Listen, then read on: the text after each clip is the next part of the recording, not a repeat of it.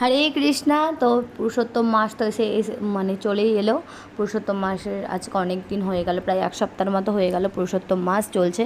কিন্তু পুরুষোত্তম মাস নিয়ে আমি কোনো রকম ভিডিও তোমাদের সাথে শেয়ার করতে পারলাম না। কিছু কিছু পুরীর ভিডিও শেয়ার করলাম, যেগুলোর কোনো ঠিকঠাকভাবে রিপ্লাই নেই, তোমাদের কোনো প্রশ্ন নেই। তো যাই হোক বন্ধুরা, আস্তে আস্তে কোনো কিছু জানবার থাকলে আমাকে জানিও। পুরুষোত্তম মাস কিন্তু একটা মানে ভগবানের অত্যন্ত প্রিয় মাস। এই পুরুষোত্তম মাস কিন্তু 3 বছর ছাড়া ছাড়া আসে।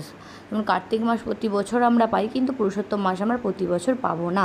3 বছর ছাড়া ছাড়া কিন্তু পুরুষোত্তম মাসটা আসে। পুরুষোত্তম মাস ভগবানের অত্যন্ত প্রিয়। এই মাসে কার্তিক মাসে আমরা যেভাবে নিয়ম পালন করি, পুরুষোত্তম মাসে কিন্তু ঠিক সেইভাবে আমাদের দিকে নিয়মগুলো পালতে হয়। এই মাসেও কিন্তু সরষের তেল মাস কড়াই খেতে নেই, অনেক সবজিও খেতে নেই, বা এই ব্রততে অনেক 1 মাস হব্বিষ অন্ন খেয়ে থাকে, যে যেইভাবে পালন করে।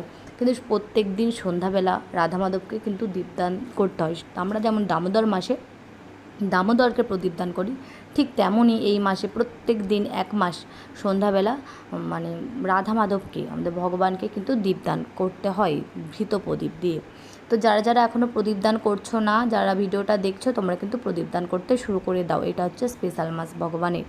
এই মাস অত্যন্ত ভগবানের প্রিয় মাস। তো এই মাস আমাদের অবশ্যই পালনীয় কর্তব্য, যারা ভক্তি জীবন পালন করছে। কারণ এই আমাদের মনুষ্য জন্ম অনেক দুর্লভ না, আবার 3 বছর পর আবার 3 বছর পর এই মাসটা আসবে। তো এই সুযোগটা তোমরা হাতছাড়া করো না। প্রত্যেক দিন সকালে উঠবে, স্নান করবে, জপ করবে আর ভগবানকে প্রদীপদান করবে।